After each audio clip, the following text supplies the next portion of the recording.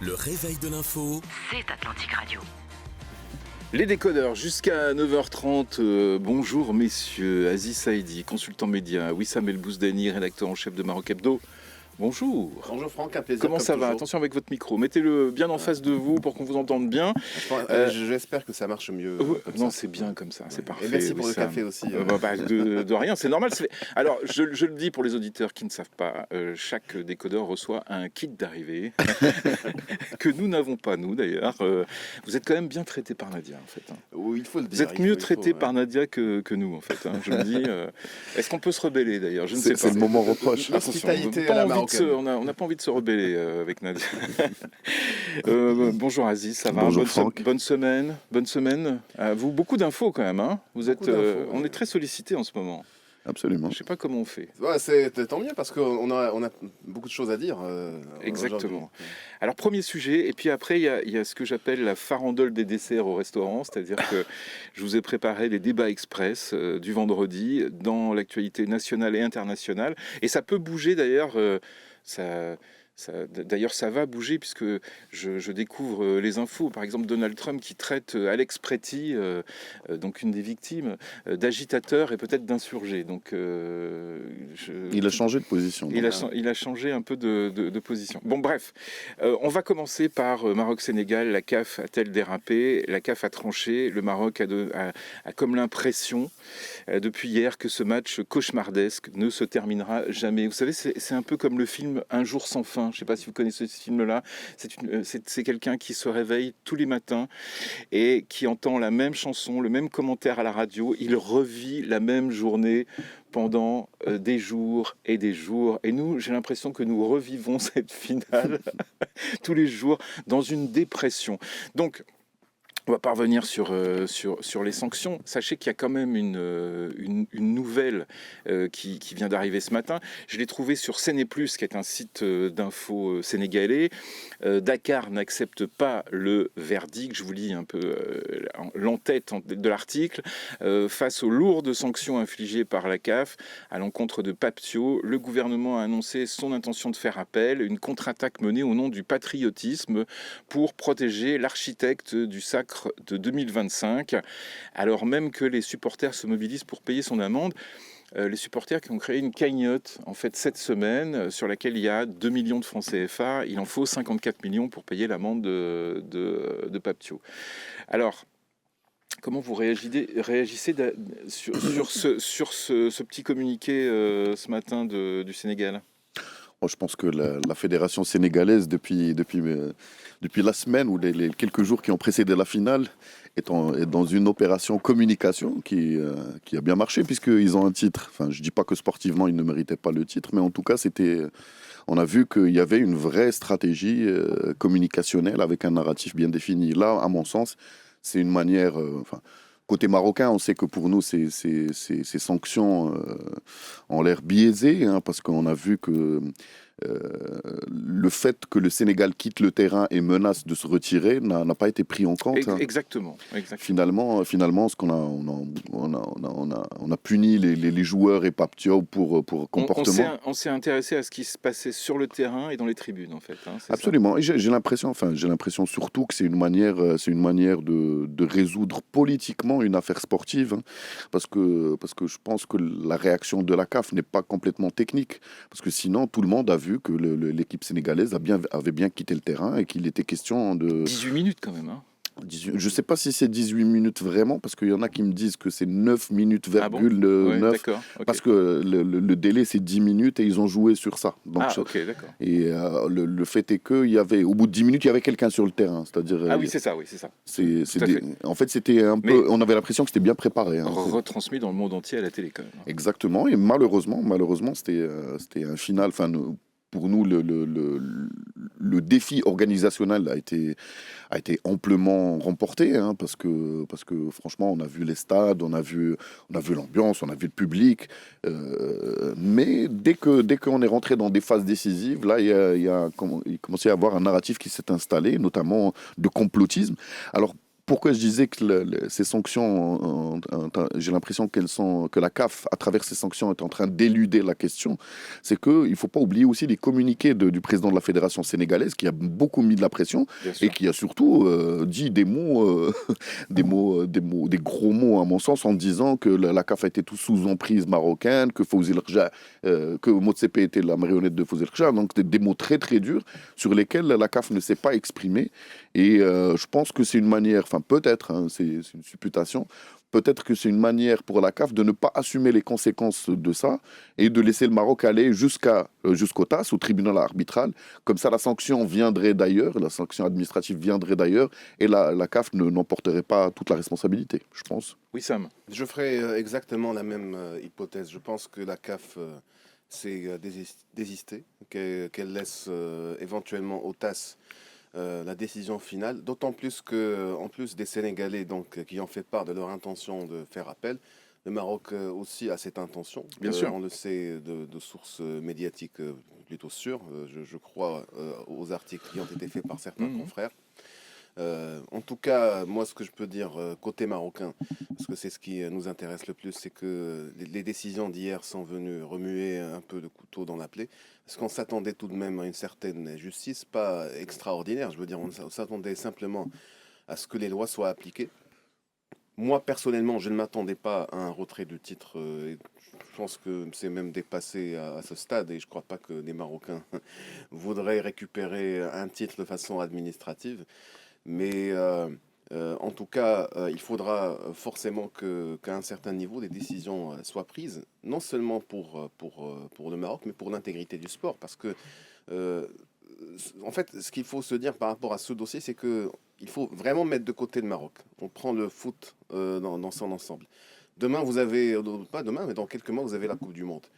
Une équipe se voit attribuer un penalty. L'autre équipe de tout bonnement sortir du terrain au prétexte que la décision n'est pas bonne, n'est pas juste, qu'il y a un complot pour la faire éliminer, et après revenir et jouer sur... Vous voyez, c'est comme dirait Gad Elmaleh, c'est la porte ouverte à toutes les fenêtres. J'ai envie de vous dire, mais on a l'impression quand même qu'avec ces sanctions, c'est tout ce qui est à la CAN reste à la CAN, quoi. Puisque ces sanctions sont pas valables non plus pour la Coupe du Monde. Oui, non, mais je suis d'accord avec Wissam parce que c'est une première très très dangereuse, hein, parce que et je pense que, enfin, si la CAF n'a pas pris ses responsabilités, je pense que la FIFA, enfin, ce serait passé en Coupe du Monde, il n'y aurait pas eu les mêmes Ça ne se serait pas passé comme ça. Jamais comme ça. Justement parce qu'on a peur des conséquences. Là, on a l'impression qu'on n'a pas peur des conséquences, parce qu'on sait que en fait l'instance n'a pas le courage politique pour trancher, ou alors qu'elle est indécise, qu'il y a des tractations. Mais je pense que surtout, nous, après ça, j'ai l'impression qu'on vit une gueule de bois depuis deux semaines. Oui, c'est vrai. Et enfin, ça joue sur le moral des gens. Mais il y a quand même des leçons, de bonnes leçons à retirer de cette affaire. Beaucoup de choses, hein. Bien évidemment, il y a des choses positives, notamment sur le point de vue organisationnel, même si nos amis espagnols n'ont pas raté le coche pour nous tirer une petite balle à blanc en disant que après ce qui s'est passé en finale, la finale de la Coupe du Monde 2030 ne pourrait être qu'à Madrid. Je pense qu'ils vont essayer effectivement exactement de tirer la couverture. Tout le monde essaie de jouer son coup. Oui. Non, mais je disais qu'il y avait beaucoup il y a de bonnes leçons et puis aussi de leçons un peu amères, notamment le fait que le coup sur la finale, il est venu du Sénégal, alors que le Sénégal, pour les Marocains, c'est l'un des pays les plus proches. Surtout qu'il y a une grande communauté au Maroc, il y a aussi une grande communauté marocaine au Sénégal. Il y a une histoire commune. Et sur ça, j'aimerais quand même m'arrêter quelques secondes, parce qu'il y a eu des réactions qui étaient complètement exagérées, voire complètement farfelues dans la foulée, puisqu'on a vu sur les réseaux sociaux pulluler des posts xénophobes et racistes. Et ça, il faut quand même le signaler. Le sport, c'est quelque chose, et puis la relation entre les peuples, c'est autre chose. Il faut dire qu'un événement sportif, ça engendre des commentaires, même quelquefois de gens très bien. Ouais, on avait l'impression qu'il y avait des gens qui sont tombés de leur piédestal, puisque c'est des gens qui sont censés être... On se dit, mais qu'est-ce qui pourrait se passer en cas de guerre, par exemple? Absolument. La conclusion, Wissam, et puis on se retrouve après le journal de Karim Droné. Juste sur les leçons, après. Alors, ok, d'accord. Non, sur ça, il y a eu ce recadrage royal qui était, je pense, important et nécessaire. Ouais. Donc, Malheureusement, ça a révélé certaines mauvaises choses qu'on a dans la société. Fait une pause. Aziz, on reprend sur ce sujet-là juste après le journal de Karim Droné dans 2 minutes. Les décodeurs avec Aziz Saïdi, consultant média, Wissam El Bouzdani, rédacteur en chef de Maroc Hebdo. Messieurs, merci d'être là avec nous ce matin pour parler, pour répondre à cette question. La CAF a-t-elle dérapé ? Et on était en pleine conversation, on a continué cette conversation hors antenne, on a dit des choses fortes, intéressantes qu'on ne pourra pas répéter évidemment aux auditeurs. Aziz, on s'était arrêté avec les leçons de la CAN. Oui, tout à fait. En fait, il y a plein d'aspects, comme je disais, il y a des bonnes leçons sur l'aspect organisationnel et tout ça. Mais l'aspect communicationnel, il faut le dire, c'est un vrai fiasco. Le narratif complotiste s'est imposé. Il a été repris par des gens qu'on croyait sensés. Et ça a créé un vrai problème. Parce qu'on sait qu'il y a quelques équipes, voire des inimitiés avec quelques pays qui peuvent enclencher ça. Mais on a eu l'impression, vers la finale, qu'il y a eu un consensus contre le Maroc. Et ça, c'est un problème communicationnel de narratif. Ça montre, il faut dire les choses, et les mots ont des mots, peuvent être représentés par des mots, parce que je pense qu'on a une presse qui n'a pas de retentissement international. On a rien qu'un truc symbolique. Quand il y avait cette fameuse réunion de la commission CAF au Caire, là, cette semaine, il y avait 8 journalistes sénégalais qui suivaient l'affaire. Il y avait 2 journalistes algériens qui étaient là pour avoir un os. Et puis les Marocains, 0. Oui. Et ça, c'est... Et alors pourquoi ? Ça, Là, il faut tous les auditeurs qui écoutent se disent, ont prononcé ce mot-là. Pourquoi ? Il faut demander aux rédactions. Peut-être que ça a trait aux problèmes structurels de la profession, hein, qui vit une période économique difficile, une période organisationnelle difficile. Mais et que est-ce que la fédération peut pas, comme ça se passe dans d'autres manifestations, transporter des journalistes ? Oui, transporter des journalistes pour une compétition, c'est possible, mais les transporter pour une commission CAF, non, je pense pas. Par contre, et d'ailleurs, il faut savoir ce qu'on veut, hein, parce que quand, par exemple, en Côte d'Ivoire, c'est la fédération qui avait mis les maillots aux journalistes et les a emmenés, on a dit, regardez, c'est pas normal, les journalistes, c'est un corps indépendant et qu'ils doivent pouvoir être critiques envers même leur propre fédération, hein, le cas échéant. Le fait que la fédération les emmène, ça crée un petit problème. Donc Vous vous rendez compte que vous êtes en train de critiquer les journalistes marocains, là ? Oui, je suis l'un d'entre eux, et je sais très bien que c'est pas la faute individuelle des gens, mais la faute d'un système et d'un modèle qui est en crise. Ok, mais c'est une analyse intéressante, hein, Wissam. Oui, que je partage. Alors, juste par rapport à ce que disait Aziz en dernier, au niveau individuel, au niveau des individus, je pense qu'il y a une volonté de faire bien. Je peux l'apercevoir parce que je suis moi-même journaliste, je fréquente beaucoup de journalistes. Aziz est journaliste, vous avez beaucoup de gens qui ont ce même discours dans la profession. On a un problème au niveau des institutions, on n'a pas de moyens.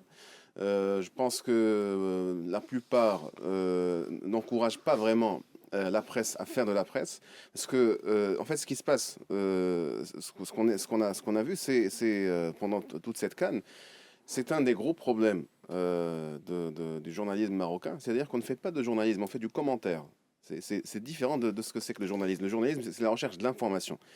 Et en général, en fait, ce qu'on se contente de faire, c'est d'attendre que l'information sorte d'elle-même, de la prendre de source officielle et simplement après de lui donner une couleur qui corresponde à l'idée qu'on se fait de cette information. Et ça vous laisse en fait toujours dans la réaction. Parce que ce qui s'est passé justement avec cette CAN, c'est que on n'a pas anticipé, on a laissé le narratif exister de lui-même. Le narratif des autres. Absolument, absolument. On n'avait pas de contre-narratif. C'était vraiment un silence qui était assourdissant pour le coup. Et beaucoup de gens, en tout cas sur les réseaux sociaux, là où les discussions, c'est les agora modernes, beaucoup de gens improvisaient des explications par rapport à ce qui se passait. Ce qui fait qu'il y a eu ces dérapages. Par exemple, s'il y avait un corps médiatique structuré, avec des porte-voix crédibles de ce que c'est que le débat public, je pense qu'on ne serait pas arrivé à ces dérapages racistes. Parce que, justement, pourquoi est-ce que les médias existent? Parce que les discussions, ou les cafés de commerce ont toujours existé. Mais les médias ont commencé à exister en tant que réceptacle du débat public pour justement le structurer, pour que ça soit, comment dire, que ça ait une valeur ajoutée par rapport à la pratique sociale, politique et démocratique dans le pays. Et puis, il y a aussi, enfin, il y a le problème de la presse, ça c'est évident. Il y a aussi un problème de la communication. La fédération a très peu communiqué avec parcimonie et c'était pas à chaque fois un bon coup. Et d'ailleurs, enfin, depuis la finale, je crois qu'il y a eu Un communiqué. un seul communiqué. Oui. Pour annoncer l'appel à la CAF. Cette histoire de communication, d'information, elle est majeure, elle est très intéressante. Ce que vous me dites, c'est intéressant parce que ça veut dire que notre presse est de fait beaucoup moins forte que les réseaux sociaux. Et que, oui, non, mais c'est une évidence. Mais bon, alors ça tient aussi au fait que les gens maintenant s'informent avec les réseaux sociaux. Mais peut-être que là, il y a un mea culpa à faire, il y a une réflexion à porter sur effectivement le travail journalistique, parce que il a été beaucoup moins fort que tout ce qu'on a pu voir, y compris les communiqués des autres fédérations, y compris voilà, qui ont nourri, on va dire, ce canal d'information que sont les réseaux sociaux. De toute façon, les réseaux sociaux, ça existe, on va pas revenir en arrière. Non, mais c'est pas ça. Mais par contre, il faut savoir s'adapter. Il faut avoir un modèle de presse indépendante, parce que c'est la presse officielle, elle est là pour reprendre le narratif officiel et tout ça. Mais par contre, si on veut avoir le plus de rayonnement possible, c'est à travers la presse indépendante qui va s'auto-critiquer et donc se donner de la légitimité pour critiquer les autres. Parce que si quelqu'un vient dire que nous on est beau et que vous êtes méchants, ça c'est de la communication, c'est pas de la presse. Et d'ailleurs, dans les autres pays, même si le narratif il est parfois téléguidé, mais et d'ailleurs on a eu l'impression qu'il y avait une sorte de communion autour du fait du bashing Morocco. Mais dans les autres pays aussi, il y a des réseaux sociaux et qu'on pouvait aussi travailler sur ça. Et le problème, c'est que on a eu non pas une stratégie de communication, une stratégie, mais on a eu plutôt, on est toujours dans la réaction. Et quand on est dans la réaction, forcément, des fois, la réaction, elle est souvent liée à l'émotion et non pas aux faits, et non pas à des éléments objectifs. Et donc forcément, là, on s'est retrouvé avec des dérapages, mais incroyables, avec des gens qui disaient des conneries, notamment racistes. Oui, c'est vrai. Très vite, hein, très vite, on a eu un rejet, par exemple, très raciste des Sénégalais.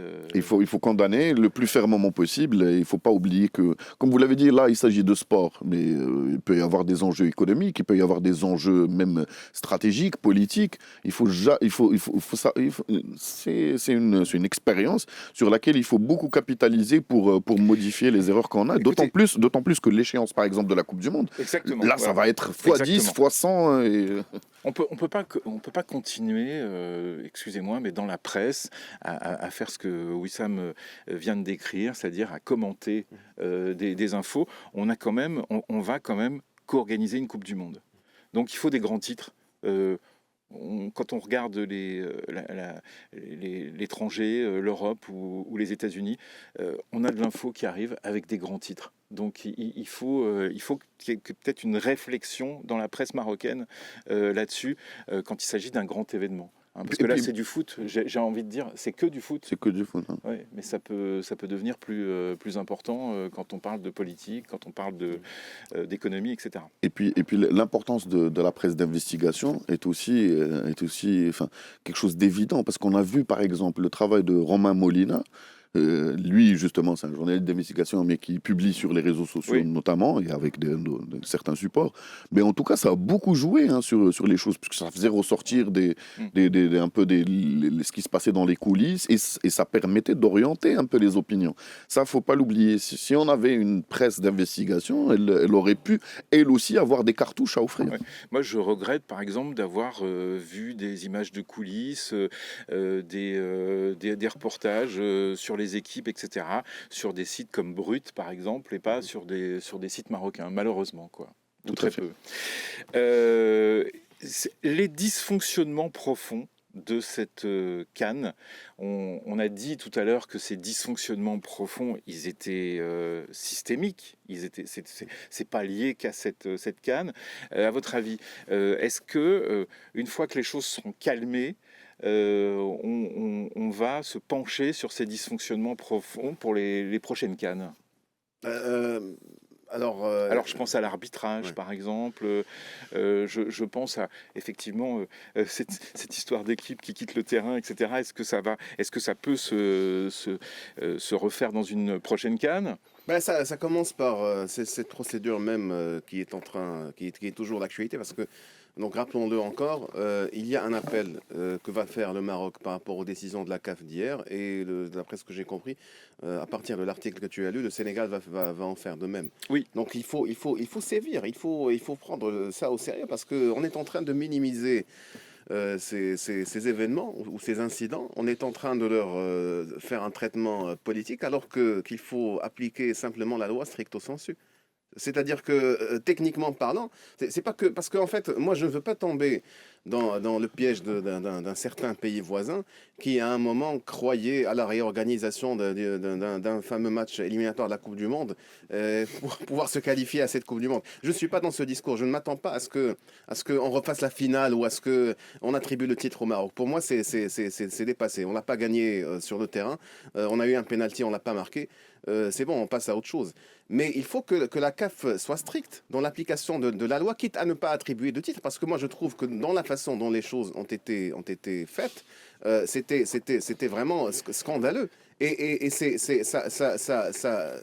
ça rend cette CAN totalement, comment dire, vide de sens, vide de j'en perds même les mots. Je veux dire, non, c'est parce que en fait, ça passe comme une lettre à la poste. Mais c'est un scandale ce qui s'est passé hier, le fait de mettre sur un même pied deux équipes qui n'ont pas eu le même comportement. Vous avez un sélectionneur qui a gâché carrément une finale et vous lui donnez un match de suspension en plus par rapport, par exemple, à Samuel Eto'o, le président de la Fédération camerounaise de foot, pour des comportements qui sont autrement moins significatifs. Donc il faut que les choses soient prises au sérieux. Si on veut vraiment que cette CAN puisse rayonner au plan international, qu'elle ait un public, qu'elle soit considérée de façon sérieuse. Alors, vous savez, là tout à l'heure, je vous ai parlé de ce communiqué du Sénégal. En fait, c'est Kadi Diangué, le ministre de la Jeunesse et des Sports, en fait, hein, qui a fait ce communiqué. Et rappelons que le gouvernement sénégalais était à Rabat cette semaine. Non, mais il y a aussi quelque chose qui est assez frappant. C'est que là, je suis sur un site d'information qui est, je crois, le premier ou le deuxième site d'information sénégalais, qui s'appelle Séné+. Quand je lis l'article de Séné+, ce matin, c'est très clair. C'est très clair. C'est tout un peuple qui fait bloc derrière son technicien. Des supporters ont spontanément, etc. etc. Quand je lis cet article, je sais ce que le Sénégal veut. Je sais quelle est la volonté du Sénégal pour ces sanctions. Est-ce que nous, on manque pas de clarté dans ce qu'on veut aussi ? Oui, justement, parce qu'en fait, moi désolé, je prends la parole à Aziz, mais j'ai découvert que le Maroc avait invoqué certains articles relatifs au fait que les joueurs avaient quitté le terrain en voyant la décision de la CAF. Parce que dans la communication première de la fédération, il y avait simplement un appel à la CAF et à la FIFA pour appliquer les règlements. Mais on n'était pas au courant des règlements en question sur lesquels la fédération avait saisi ces deux instances. Et du coup, en fait, il y a eu un vide au niveau médiatique, pour y revenir. Il y a eu un vide au niveau de la communication. On a eu pas mal de fake news qui ont circulé. Certains ont même annoncé des sanctions. Moi, j'ai vu une sanction de 20 millions de dollars annoncée pour la Fédération sénégalaise de foot sur la base d'informations qui étaient tout à fait fausses et fallacieuses. Donc, je prends la balle au bon. Oui. Justement, moi, j'ai l'impression qu'il y avait un vide communicationnel de la fédération, la presse qui ne savait pas à quel sens se vouer, mais on avait des plein de gens, plein de plateformes qui essayaient de gonfler le truc. Oh non, le Maroc maîtrise, on va machin, 20 millions, on va leur retirer le truc, ils vont pas jouer la Coupe du Monde. Et c'était récurrent et c'était pour moi ça c'est de l'anesthésie, hein. C'est contre-productif quand tu fais comme ça. Et d'ailleurs ça me rappelle un peu ce qui se passait avec l'Algérie où tu avais après l'élimination face au Cameroun et le fameux épisode d'Ikambi, ben, tu avais la moitié de la presse et des réseaux sociaux algériens, ou plutôt une grande majorité, ils disaient non, le match va être rejoué, machin. Et comme ça, ils ont anesthésié le peuple le public pendant un certain temps, jusqu'à ce que, en fait, la Coupe du Monde soit jouée avec le Cameroun et qu'il n'y avait aucun recours. Donc c'est un peu ubuesque. Et donc, moi, c'est ça le danger. Ces fameux, si vous parliez de l'arbitrage, je pense que, sincèrement, on a vu pire en Afrique. Hein. On se souvient de Sikazui qui arrête le match au 85e. Oui, mais il avait l'insolation. Il avait une installation un peu plus loin en 2004, le fameux arbitrage maison pour la Tunisie, après pour l'Égypte en 2006. Ça, on l'a vu. Mais vous savez, sur Being Sport, par exemple, il y a les 10 meilleurs buts de la CAN. On pourrait faire les 10 plus grandes bévues d'arbitres. Oui, donc c'est quelque chose qui existe, on le sait. Oui. Sauf que là, on a fait une organisation impeccable. On a atteint un niveau au niveau de l'organisation, au niveau des stades, au niveau du récit de ce démarrage de Cannes, et ça peut pas durer comme ça. Non, mais à mon sens, au-delà de l'aspect technique sur la formation des arbitres, leur niveau et tout ça, je pense que cette défiance générale, ce complotisme ambiant, à chaque fois on dit que l'arbitre va faire ci, va faire ça, et cette pression que reçoivent les arbitres, c'est ça qui rend la situation inextricable. Voilà. À mon sens, il y a certes un problème, enfin, il faut certes travailler sur l'aspect technique, sur les règles, sur la formation, sur la condition physique, sur tout ce qu'on veut, mais il faut aussi travailler sur cette défiance et notamment le fait de ne plus laisser ça impuni que les supputations de complotisme. Et c'est pour ça que je le redis, ce qu'a dit et ce qu'a redit et ce qu'a réitéré le président de la Fédération sénégalaise est très très grave. Soit c'est vrai, et dans ce cas-là, il faut sévir contre nous, hein, contre la Fédération marocaine, soit c'est pas vrai, et dans ce cas-là, il faut qu'il assume les conséquences de ses paroles. Tout à l'heure, vous parliez de la Coupe du Monde et de l'attitude de la FIFA. Moi, je pense que la Coupe du Monde est quand même beaucoup mieux bordée, beaucoup plus gouvernée. Et je pense que dans la Coupe du Monde, on peut, même si on a de la manipulation, beaucoup d'influence, même si on a des choses comme ça, rien n'atteint les terrains, j'ai l'impression. Parce que justement, Un peu moins. Oh, c'est relatif. Hein. C'est relatif. Quand on a vu, par exemple, Messi menacé de sortir, oui. Les gens tremblaient. Hein. Oui. Et ça dépend de qui. Ça dépend de qui le fait. C'est ça le problème. Oui. Mais là, c'était Messi. C'était Messi. Oui. Ça serait Ronaldo, ça serait pareil. Mais le Sénégal le ferait. Je peux vous assurer qu'il ne rejouera pas de Coupe du Monde de sitôt. Voilà. Exactement. Mais ça, c'est un autre problème. Ouais. Oui, Sam. Non, il y a eu une accumulation historique qui a permis de protéger la compétition. Parce que, en fait, quand on était en train de parler de retrait, moi j'ai pensé à un épisode dont tu dois te rappeler, Franck, en 82, France-Koweït, où vous avez l'émir du Koweït qui est rentré sur le terrain. Pour faire retirer un penalty qu'avait attribué l'arbitre à l'équipe française. Donc il faut une accumulation historique pour que les choses s'améliorent. Vous vous rappelez je ne sais plus quel était le match, d'ailleurs je ne suis pas sûr que ce soit une grande manifestation, c'est peut-être une Coupe de France, ou je sais pas. Non, pas du tout, c'était un match amical. Jacques Chirac avait demandé à ce qu'on rejoue la Marseillaise parce que je crois que c'est les supporters... C'était France. Finale de Coupe de France, oui, Bastia-Lorient, 2002. Non, France-Algérie, je pense. Non, c'était France-Algérie en match amical. Parce que ça avait la Marseillaise avait été sifflée par le public. La Marseillaise avait été sifflée par le public algérien et Chirac, qui était en tribune, s'était levé, était allé voir je sais plus qui, l'officiel, et pour faire rejouer la Marseillaise avec tout le monde debout, quoi, et tout le monde qui se tait, quoi. Et c'était hallucinant, quoi. Voilà. Mais bon, écoutez, ça fait des images, hein. Voilà, ça fait des choses à raconter. On va se retrouver après les infos de Zineb Jioudi pour la suite des décodeurs avec ce qu'on appelait au restaurant la ronde des desserts, c'est-à-dire les débats express du vendredi. Et je voudrais m'excuser auprès de Zineb Gioudi parce que j'étais pas là pour lancer les infos tout à l'heure. Ouh là là là là, c'est pas bien ça, à 9h07. Le retour des décodeurs avec Aziz Saïdi, consultant média, et Wissam El Bouzdani, rédacteur en chef de Maroc Hebdo. Du coup, attendez, il faut que je me recentre. On va... La farandole. Oui, la farandole des desserts. Vous aimez ça, la farandole des desserts, quand on vous apporte ça au restaurant? Ça, c'est un peu vieillot quand même, non? Moi, je préfère me concentrer sur un bon truc. Sur un dessert. Ouais. Ouais, moi aussi, je trouve ça bizarre, ces desserts qui sont là sur le comptoir et qui attendent toute la journée. C'est très, très curieux. Bon, les débats express du vendredi dans l'actualité nationale et internationale, on va commencer avec la grève des avocats. D'abord, est-ce que l'un d'entre vous peut résumer très, très, très vite pourquoi les avocats sont-ils en grève cette semaine? Ça a commencé, je crois, avec les avocats de l'USFP, puis ceux de l'Istiklal, puis il y a eu tous les avocats qui ont rejoint, et c'est pour contester, donc pour protester contre une loi déposée par Wahbi, qui était au programme du Conseil de gouvernement concernant donc la condition des avocats, et ils disent que ça touche à l'indépendance des avocats, à leurs droits, et puis surtout, ils disent que c'est une loi qui a été faite sans consultation avec les gens du métier, donc avec les avocats eux-mêmes. Je pense que c'est pas le premier texte sur lequel il y a une fronde, notamment de Monsieur le ministre de la Justice, Monsieur Wahbi, qui a eu plein d'autres projets de loi qui ont été conspués, et donc là ça atteint un peu son paroxysme. Maintenant, moi, ce qui m'intéresse, au-delà bien évidemment, tout justiciable a le droit à une bonne défense, et justement ça commence par les droits des avocats, ça c'est évident, mais il faut aussi penser que ces grèves à répétition, et puis là il faut le dire, c'est toute la semaine, est-ce que ça ne touche pas aussi aux droits des justiciables, parce qu'il y a des délais, des choses comme ça, et donc ça peut être problématique aussi. Des délais qui sont déjà très longs.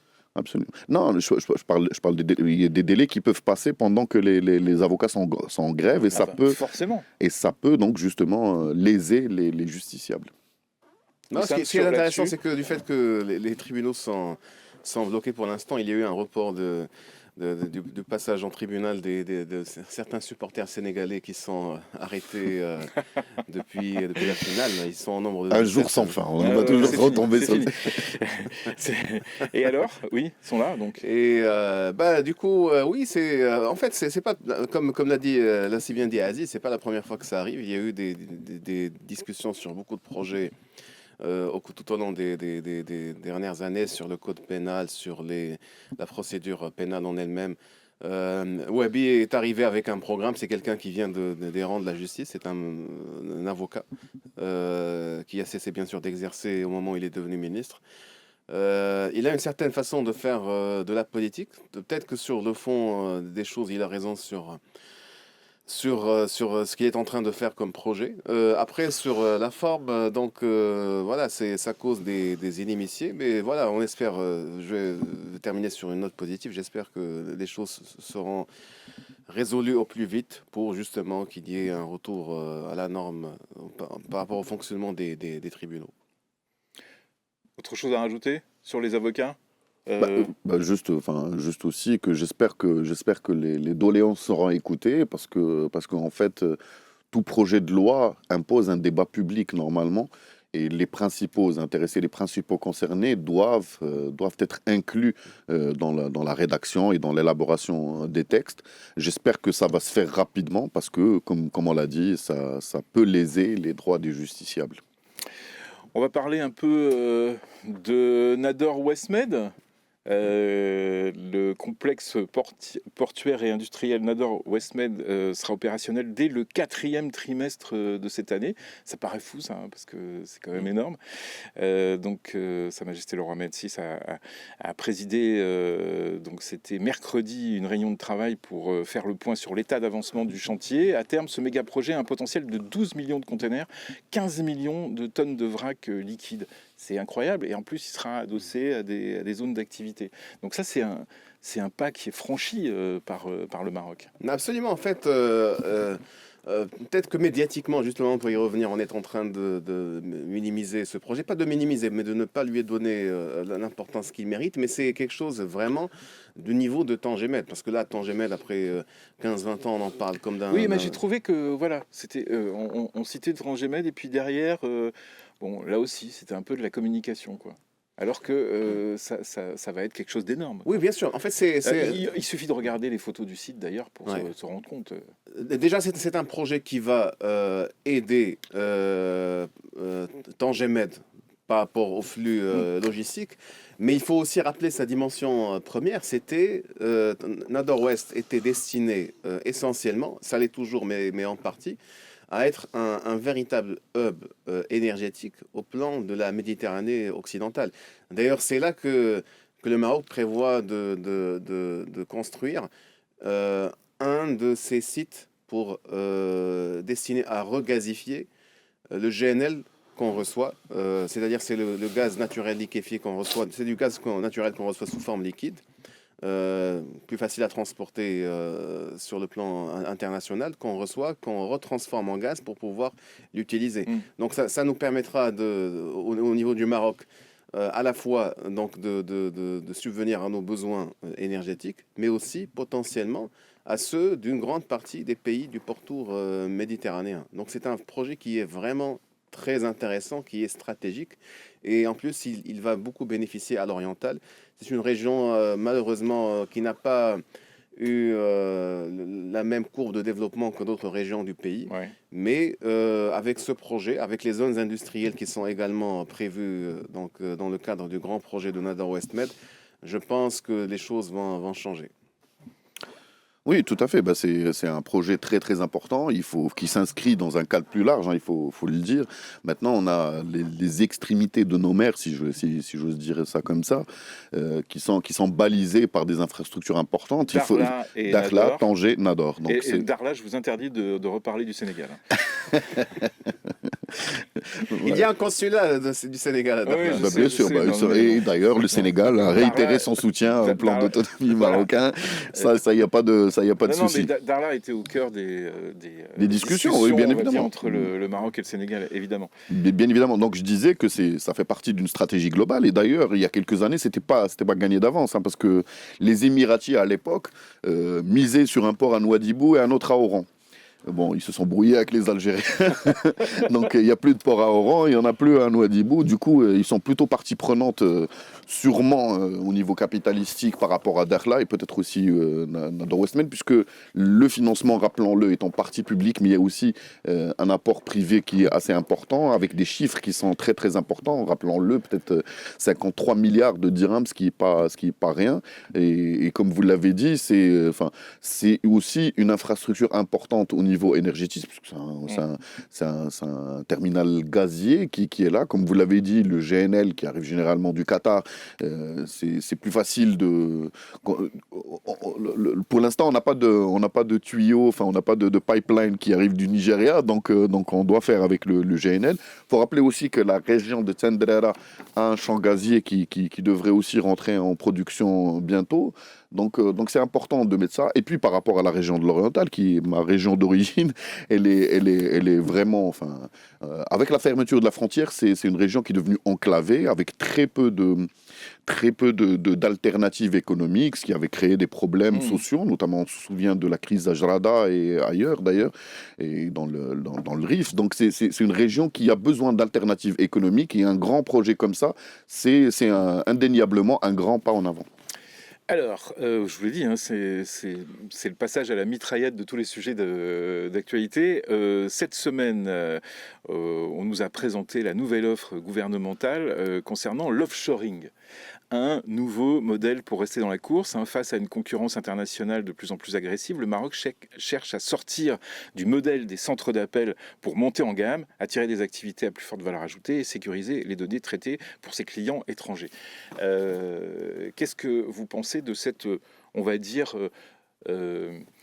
nouvelle vision de l'offshoring au Maroc ? Je ne peux pas juger sur pièce, on verra, mais en tout cas, il était important d'engager ça et de s'engager dans une telle optique. parce que justement, on sait qu'avec l'intelligence artificielle Voilà, et avec les développements technologiques récents, les métiers de base de l'offshoring vont être complètement dépassés, si ce n'est déjà le cas dans quelques années, et qu'on sait que maintenant, des répondeurs automatiques, des choses comme ça, mais parce qu'il y a l'intelligence artificielle, même sur le vocal, même sur le helpdesk et tout ça.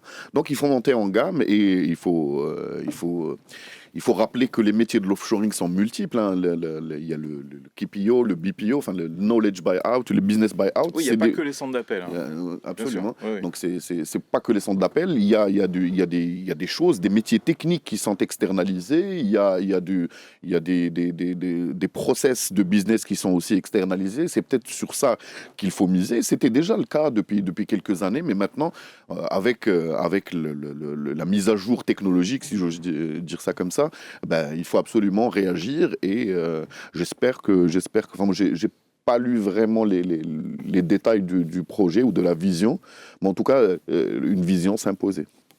Une nouvelle vision. Là-dessus, sur l'offshoring. Non, c'est clair que par exemple sur les centres d'appel, l'IA est totalement en mesure maintenant de faire l'affaire. Moi, je me souviens d'un salon du digital où j'avais été présent il y a plus de 2 ans déjà, et j'avais parlé avec un responsable français d'une multinationale qui cherchait des clients marocains et qui proposait des solutions clés en main basées sur l'IA pour faire office de centre d'appel pour les entreprises qui n'ont pas les moyens d'avoir leur propre centre d'appel. Donc déjà, je parle d'il y a 2 ans, et vous pouvez imaginer que depuis lors, il y a eu beaucoup d'avancées. De toute façon, on est obligé de monter en gamme parce que, comme l'a dit si bien Si Aziz, sur les métiers de base, l'intelligence artificielle est totalement en mesure aujourd'hui de faire le boulot. Après, c'est aussi dans une perspective de transfert technologique, c'est-à-dire que plus on monte en gamme, plus on est en mesure de construire des industries nationales sur certains métiers de service. Je pense par exemple à l'Inde qui a mis en place un vrai écosystème technologique en s'appuyant d'abord sur une offre d'offshoring compétitive destinée notamment aux États-Unis avant d'acquérir eux-mêmes une certaine technologie qui leur permet d'exporter eux-mêmes de nouveaux services. Donc, notamment dans la gestion des flux, dans les industries, etc. Donc, c'est un modèle qui est intéressant. Je pense que d'ailleurs qu'il inspire beaucoup la partie marocaine.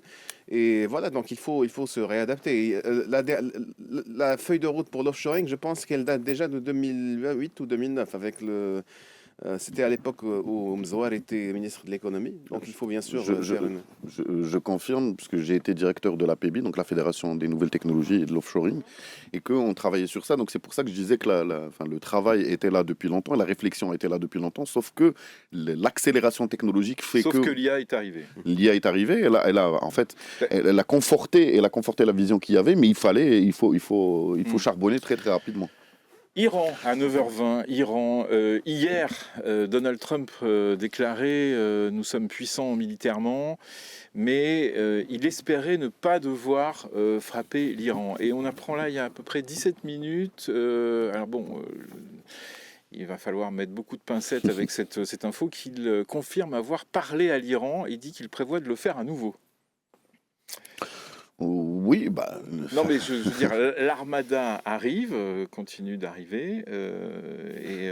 Est-ce que tout ça peut influencer les mollahs en Iran?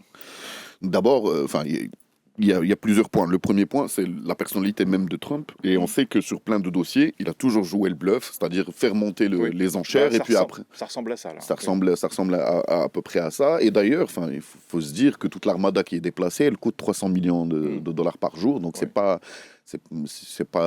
juste un gadget ou c'est pas juste une lubie. Par contre, on sait aussi que Trump ne veut surtout pas, et d'ailleurs il l'a dit très clairement pendant sa campagne et même depuis qu'il est élu, maintenant ça fait 1 an, pour son deuxième mandat, il a toujours dit qu'il ne voulait pas s'enliser dans une guerre longue. Et que pour lui, il a toujours réglé ça par des coups, un peu des choses fracassantes. Et d'ailleurs, c'est ce qu'il avait fait, on se souvient, l'année dernière avec l'Iran, où il avait frappé les installations nucléaires dans ce qu'il avait appelé une frappe chirurgicale et tout ça. Et puis il s'est rendu compte qu'il y avait d'autres installations, mais que maintenant l'Iran avait répondu à ces provocations de Trump en disant qu'il n'y a pas de frappe limitée ou des choses limitées. toute attaque contre l'Iran sera considérée comme une attaque globale et toutes les cibles américaines ou pro-américaines dans la région vont être ciblées.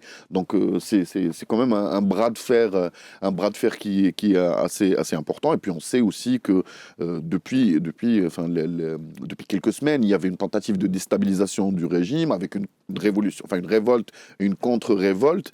Donc on a joué sur un peu la fragilité interne du régime, sauf que il y avait la solution qui était proposée ou l'alternative qui était proposée, c'était le fils de Reda Pahlavi, donc l'ancien Shah. Oui. Et le gars, il ramenait le fils de l'ancien Shah en disant que la première décision, ça serait de normaliser avec Israël. Ça a braqué la rue iranienne. Vaut mieux les mots là que quelqu'un qui ne comprend même pas de quoi il parle. Donc la rue iranienne est partagée aussi. Absolument. C'est ce que je voulais dire. Ce que je voulais dire, c'est que il y a des gens qui soutiennent le régime, il y a des gens qui critiquent le régime, qui sont contre ce régime, mais par contre, l'alternative offerte par rapport à ce régime, d'ailleurs même l'Arabie Saoudite aurait dit aux États-Unis, faut y aller mollo parce qu'on risque d'avoir un régime encore plus radical. Oui, et puis on risque aussi après avoir un démembrement du pays à la syrienne. À la syrienne ou à l'irakienne. Imaginez l'Iran, si on se retrouve avec un Iran dans la même situation que l'Irak il y a quelques années ou que la Syrie, ça c'est un élément qui va déstabiliser encore plus la région. Oui, Sam. Moi, franchement, je m'attends à une frappe. Alors, de quelle ampleur, je ne sais pas. Parce qu'en fait, je vois le même mécanisme qui s'est produit au Venezuela se répéter. C'est-à-dire que, même par rapport à l'intervention au Venezuela, c'est vrai que finalement, elle a été minime par rapport à ce que on prévoyait. Elle a consisté à l'arrestation du président vénézuélien Nicolas Maduro et de sa femme, alors qu'on s'attendait carrément à une invasion. Donc, ça n'a pas eu lieu. Mais donc pour revenir au sujet de l'Iran, je pense que de toute façon, il est clair que dans l'esprit de beaucoup de milieux américains, que le régime iranien est un régime ennemi qui ne doit pas subsister. Et là, c'est une occasion en or, d'autant plus qu'il y a une contestation populaire. De quelle ampleur, je ne peux pas savoir parce que de toute façon, l'information, elle est bloquée. Ouais. Mais il y a des milliers de morts, des régions qui échappent. Et il y a des informations des deux côtés. Hein. Faut le dire, c'est-à-dire que c'est difficile de démêler la vérité. Ouais. Sur le même sujet, l'Union européenne inscrit les gardiens de la Révolution sur la liste des organisations terroristes. Alors bon, c'est un, je dirais... mais elle sait, oui, tout à fait, mais on sait que les gardiens de la Révolution, c'est aussi des fortunes considérables, donc c'est aussi peut-être pour atteindre certaines fortunes, certains, comment on peut dire, biens qui seraient dans des banques européennes, pourquoi pas ? C'est un levier de pression indéniable. C'est un levier de pression, oui. C'est un levier de pression indéniable. Maintenant, ça ressemble un peu à ce qui se faisait, ce qui s'est fait après l'invasion de l'Ukraine, où on a touché les proches de Poutine. Là, on essaye de toucher donc le régime par le nerf de la guerre. Alors pour terminer, on en a parlé hier avec nos stagiaires d'ailleurs, Kenza et Yaya qui étaient là, qui ont 16 ans, qui sont sur les réseaux sociaux depuis quelques années, depuis 5 ou 6 ans d'ailleurs. On a découvert des choses incroyables. Kenza hier était restée 7 heures sur les réseaux sociaux, donc voilà. Mais bref... L'émission était très intéressante, je vous conseille d'aller écouter le replay. Donc après l'Australie, on parle de la France, de l'Espagne, de la Grèce, de l'Égypte aussi cette semaine, les États-Unis, pas mal de pays en Asie. Faut-il les interdire aux mineurs, ces réseaux sociaux, messieurs ? Oui, sans y réfléchir, oui. Après, il y a des questions qui se posent, par exemple, au niveau de la... Quoi ? Vous n'êtes pas en train de dire il est interdit d'interdire ? Non, c'est Aziz, ça, pardon. Non, moi, une seule préoccupation, c'est comment vérifier l'âge d'une personne. Est-ce qu'il faudra donner une carte d'identité ? Techniquement, je pense qu'il y a des startups qui bossent dessus, là, en ce moment. Hein. Et puis c'est un travail sur les données bien évidemment et je pense que c'est déjà le cas par exemple pour YouTube qui moi je sais que mon fils pour regarder iShowSpeed qui était au Maroc il m'a obligé il faut qu'il voit YouTube de chez moi donc parce que sinon YouTube Kids n'existe pas au Maroc. Mais en tout cas ça veut dire c'est déclaratif parce que c'est vous qui déclarez quel âge vous avez et tout ça. Et il faut apprendre aux enfants à ne pas mentir.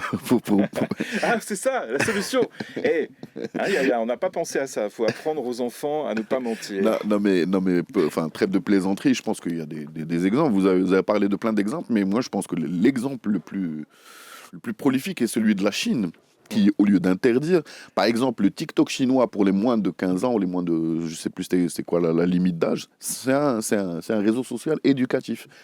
Seuls les contenus éducatifs existent pour les machins. Ouais. Je pense que moi je suis pas un 68ard, j'étais pas encore né. TikTok est un réseau chinois. Hein, Oui, aux États-Unis, il est plus chinois. Ouais, D'ailleurs, même Xavier Niel est devenu actionnaire. Oui, c'est vrai. Mais enfin oui, exactement. Et justement, les Chinois ont eu cette stratégie par rapport aux réseaux sociaux parce que pour eux, les Facebook, les machins, les réseaux sociaux occidentaux étaient aussi un cheval de Troie qui pouvait dévoyer les générations chinoises. Donc ils ont cloisonné les trucs. En Chine, le contrôle est très fort sur le téléphone. Pas que sur le téléphone, il y a une note sociale. Donc, oui, c'est vrai. Vous parliez de 68 arts. Oui, parce que vous avez parlé il est interdit d'interdire, c'est pour ça. Non, mais j'étais pas né, mais ce que je veux dire, moi, c'est qu'au-delà de ça, moi, j'étais né, vaut mieux encadrer qu'interdire, parce que quand on interdit, les gens vont chercher des solutions alternatives. Et donc, à mon sens, plutôt aller vers des réseaux sociaux plutôt éducatifs jusqu'à un certain âge, je pense que c'est ça plutôt la piste à défricher. Mais vous avez des enfants de cet âge-là ou pas? Non. J'en ai un de 10 ans. 10 ans, voilà. Dans 10 ans, mais je peux vous dire qu'il a un téléphone? Oui, absolument. Ah bon? Et il a des réseaux sociaux? Non, justement, c'est à travers... c'est-à-dire que pour... Il a un téléphone basique? Non, un smartphone. Un smartphone, mais par contre, sur YouTube, il rentre avec mon compte, donc je sais ce qu'il... Et puis j'ai un contrôle parental à travers Gmail et tout ça, donc à chaque fois qu'il voit quelque chose, je sais ce qu'il voit et tout ça, donc c'est pour ça que j'ai préféré, on a préféré, au lieu de lui interdire les choses, de l'accompagner dans ça et plutôt de le pousser vers des... Et d'ailleurs, ce qui est intéressant, c'est que quand je vois ce qu'il regarde, sans que ça soit une prescription de ma part, des fois c'est des trucs de l'histoire du Maroc, des fois c'est des trucs intéressants. Bon, il y a aussi du iShowSpeed et du MrBeast, mais ça, j'y pas rien. Moi, il y a du Vampirina. Mais il ne faut pas oublier non plus que, évidemment, cette addiction aux réseaux sociaux, c'est la montée des cas de cyberharcèlement, c'est l'impact sur la santé mentale des adolescents, l'anxiété, la dépression, le suicide. C'est important. C'est pas, en fait, oui, c'est de l'addiction. C'est de l'addiction, finalement, comme à certaines autres substances. Wissam ? Oui, je pense que le plus tard on découvre les réseaux sociaux, le mieux c'est. Il y a des névroses qui sont propices à être développées sur ces canaux. Et c'est pour ça que moi je trouve qu'il vaut mieux avoir une limite d'âge. Après, bien sûr, il y a des solutions alternatives comme le TikTok chinois pour les moins de 15 ans évoqué par Aziz. Mais après, il faut aussi avoir un contexte culturel qui soit propice. D'accord. Et les moyens aussi techniques pour pouvoir encadrer tout ça, parce que c'est pas facile. Ouais. Il y a quelqu'un qu'il faudrait réglementer aussi sur les réseaux sociaux, c'est Karim Droné. Donc, mais il a plus l'âge évidemment, mais bon, bref, il faut faire un truc pour les seniors, c'est absolument... Merci messieurs. Merci à toi. C'était un plaisir comme d'habitude, le vendredi. Aziz Saïdi, consultant média, et Wissam El Bouzdani, rédacteur en chef de Maroc Hebdo. Merci Wissam. Merci encore pour l'invitation. Il est 9h30.